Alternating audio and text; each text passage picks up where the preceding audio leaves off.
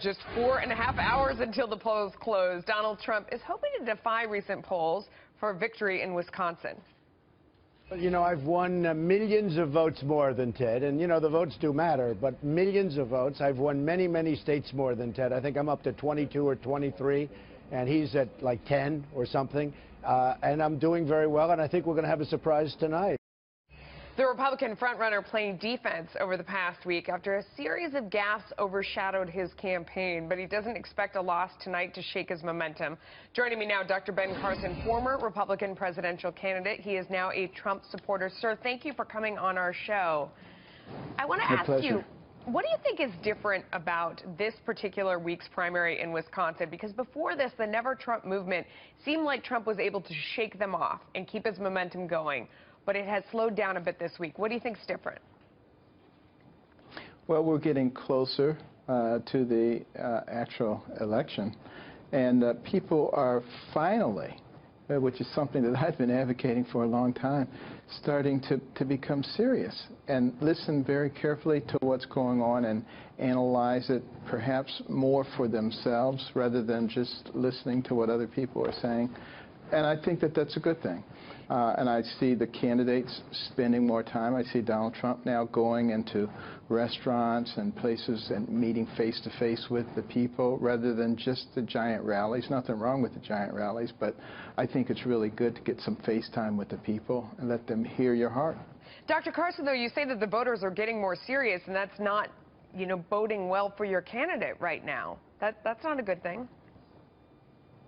Well, I don't know that that's necessarily true. I think when they actually start listening carefully to what he has to say, you know, I had a discussion with him today about Supreme Court justices. You know, he has very good thoughts about that and is going to be coming out with a list very shortly that I think conservatives are going to be extremely pleased with. What were some of the thoughts that he shared with you? What was the conversation like?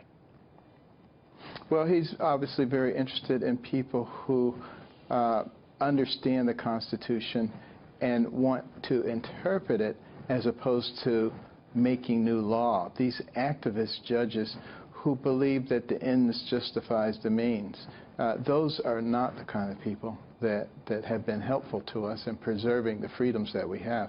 He's extremely interested in our freedoms, freedom of speech, freedom of religion, and we actually talked about, you know, spirituality.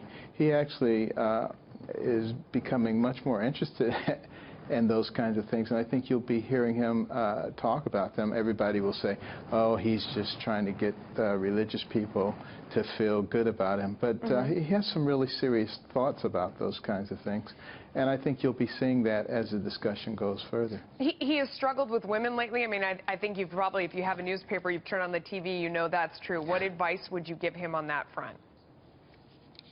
I would say be yourself. Don't try to be anybody other than yourself. You know, he has a personal, very good record. You know, you talk to the women that he's employed and that he's worked with. They have a lot of very wonderful things to say about him, as do the men. And I think that's something that's largely overlooked because it doesn't play into the narrative of somebody being mean and selfish.